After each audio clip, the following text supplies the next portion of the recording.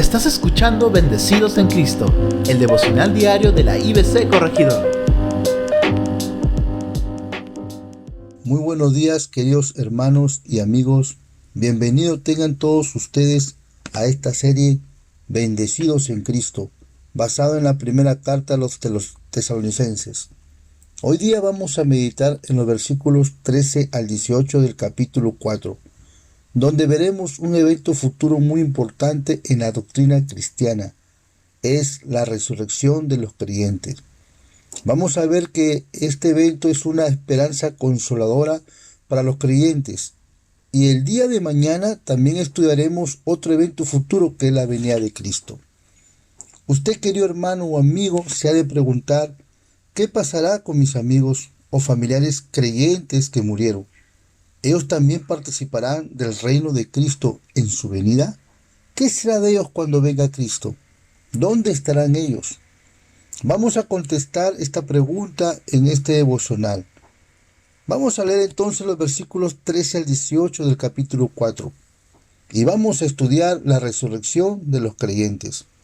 En el versículo 13 dice: tampoco queremos, hermanos, que ignoréis acerca de los que duermen, para que no os entristezcáis como los otros que no tienen esperanza. Porque si creemos que Jesús murió y resucitó, así también traerá Dios con Jesús a los que durmieron en él. Por lo cual os decimos esto en palabra del Señor, que nosotros que vivimos, que habremos quedado hasta la venida del Señor, no procederemos a los que durmieron, porque el Señor mismo, con voz de mando, con voz de arcángel y con trompeta de Dios, descenderá del cielo, y los muertos en Cristo resucitarán primero. Luego nosotros, los que vivimos, los que hayamos quedado, seremos arrebatados juntamente con ellos en las nubes, para recibir al Señor en el aire, y así estaremos siempre con el Señor. Por tanto, alentaos los unos a los otros con estas palabras. En el versículo 13, en otra versión dice: hermanos, no queremos que ignore lo que van a pasar con los que ya han muerto, para que no se entristezcan como esos otros que no tienen esperanza. En las pocas semanas que Pablo estuvo con los tesalonicenses, hizo énfasis en el pronto regreso de Cristo, y los tesalonicenses lo creyeron seriamente.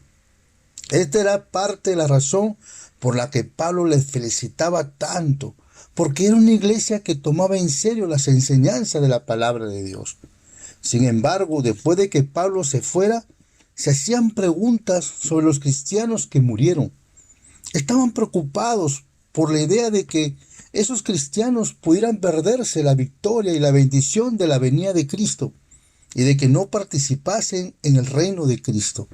Por eso Pablo les escribe esta carta para enseñarles de lo que va a pasar con todos los cristianos que están muertos antes de la venida de Cristo.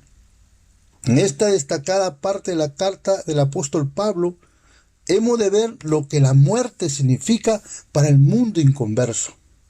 Para el mundo antiguo griego, en ese contexto en que fue escrita la carta, la muerte era comparada como un sueño eterno, de la cual no iban a despertar jamás.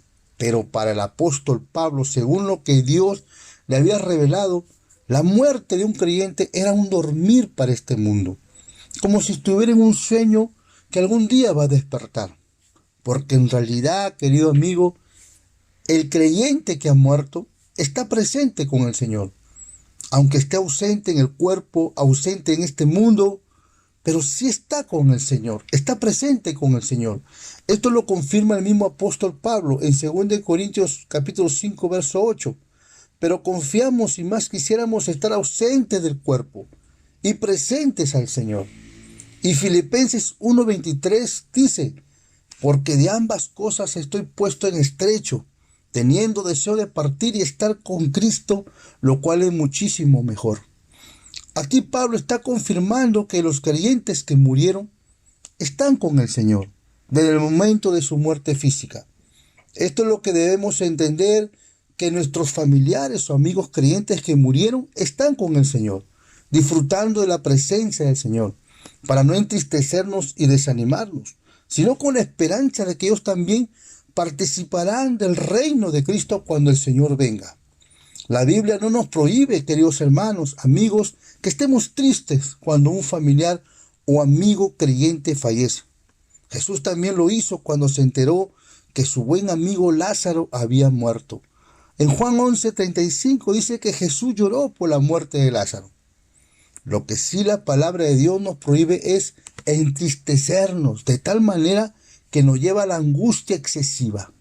Eso solo les puede pasar a los no creyentes que no tienen esperanza.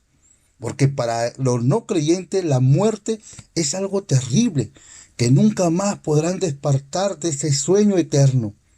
En el mundo pagano antiguo, en que escribió la carta el apóstol Pablo, había esta frase: después de la muerte no se puede volver a la vida. Después de la tumba ya no veremos más, ya no nos veremos más.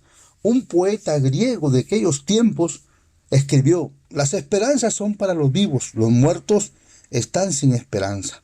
Esas eran las creencias en el mundo antiguo, eran tristes y desconsoladoras. En el versículo 14 dice: porque si creemos que Jesús murió y resucitó, así también traerá Dios con Jesús a los que durmieron en él. Así como creemos, queridos hermanos, creemos que Jesucristo nuestro Señor también pasó por la muerte y lo hizo por nuestros pecados para así pagar el precio, para que nosotros los creyentes, cuando dejemos este mundo, vayamos a la presencia del Señor. Así también nosotros estaremos presentes con el Señor. Y un día resucitar como Jesucristo ha resucitado. El Señor Jesucristo resucitó y cuando Él venga traerá a todos los creyentes que un día murieron. Todos estarán en esa compañía gloriosa con el Señor. Esto es lo que los tesalonicenses necesitaban saber en primer lugar. La vida y la muerte del creyente está en las manos de Dios. Pablo dijo en Filipenses 1:21, porque para mí el vivir es Cristo y morir es ganancia. Vamos a leer versículo 15, por lo cual os decimos esto en palabra del Señor, que nosotros que vivimos, que habremos quedado hasta la venida del Señor, no precederemos a los que durmieron. En esta revelación le fue comunicado a Pablo el orden en que se habían de realizar los acontecimientos que tienen que ver con la segunda venida del Señor. La aclaración está contenida en la frase de Pablo: nosotros que vivimos, que habremos quedado hasta la venida del Señor, no precederemos a los que durmieron. Los que estén con vida en aquel gran acontecimiento de la venida del Señor, no se adelantarán a los que hayan muerto. La enseñanza que da Pablo comunica aquí es que los creyentes que todavía vivan en el día del Señor no irán a recibir al Señor antes de que resuciten los creyentes que estuvieron muertos, sino que tendrán que esperar a que los muertos en Cristo resuciten primero. Vamos a leer el versículo 16. Porque el Señor mismo, con voz de mando y con voz de arcángel y con trompeta de Dios, descenderá del cielo, y los muertos en Cristo resucitarán primero. El apóstol aquí anuncia que la venida del Señor será con autoridad, poder y gloria, y que descenderá del cielo. Y también dice: y los muertos en Cristo resucitarán primero. Aquí Pablo nos afirma que un día habrá resurrección de todos los que hayan muerto, sean creyentes o no. Pero en la venida del Señor, los creyentes en Cristo resucitarán primero. A este evento los teólogos lo llaman el arrebatamiento de la iglesia.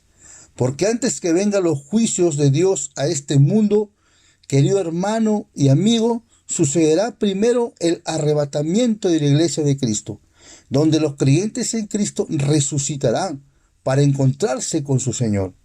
Amén. Vamos a leer versículo 17.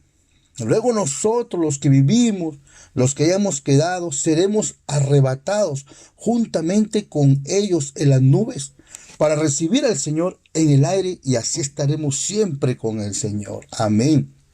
Todos los creyentes, tanto los que estemos vivos como los que estuvieran muertos, se encontrarán en el aire con el Señor, para estar con el Señor para siempre, y nada los podrá separar. Desde el momento de la conversión, querido hermano, desde el momento que tú te convertiste a Cristo, te has unido a Cristo para siempre. Y en la venida de Cristo será realidad esta unión. Jesús dijo que de los que creían en Él, en Juan 10:28, y yo le doy vida eterna, y no perecerán jamás, ni nadie las podrá arrebatar de mi mano. Amén. Versículo 18. Por tanto, alentaos los unos a los otros con estas palabras, dice el apóstol Pablo. Está diciendo a los tesalonicenses que con estas palabras se alienten unos a otros y que no estén tristes. Aquí está el consuelo y la esperanza para los familiares y amigos de los que han muerto en el Señor. Las doctrinas de la resurrección y la venida de Cristo son un remedio contra el miedo a la muerte. Y la tristeza excesiva por la muerte de nuestros amigos cristianos tiene que esfumarse con esta esperanza consoladora. Debemos instruirnos y animarnos los unos a los otros, queridos hermanos, y hablar sobre estas enseñanzas de la esperanza gloriosa de los hijos de Dios, para fortalecernos y vivir la vida cristiana sin temor a la muerte. A pesar de todo, queridos hermanos, a pesar que estemos padeciendo por causa de Cristo, a pesar de que tengamos familiares creyentes que hayan muerto, vendrá un día en que todo creyente, sea que esté muerto o vivo, se encontrará con el Señor y se unirá a Él por toda la eternidad. Amén. Espero, queridos hermanos, que con esta enseñanza de hoy día puedas haber sido consolado y fortalecido y tenga la esperanza de que un día veremos a todas nuestras familias y amigos creyentes que no están con nosotros, pero sí están con el Señor. Y un día resucitarán en la venida de Cristo. Bueno, queridos hermanos y amigos, vamos a orar dando gracias a Dios por su palabra. Vamos a orar al Señor. Padre, gracias te damos por tales promesas que tu venida y la resurrección de todos los creyentes es algo que, Señor, nos fortalece porque podemos esperar en ti. Gracias porque podemos vivir sin miedo a la muerte. Porque si morimos nos encontraremos algún día contigo, Señor.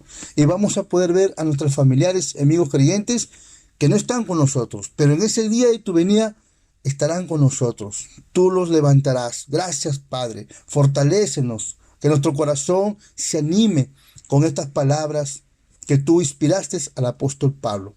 En el nombre de Cristo, amén. Queridos hermanos, amigos, nos estamos viendo el día de mañana con el segundo evento futuro, que es la segunda venida de Cristo. Que Dios los bendiga. Amén.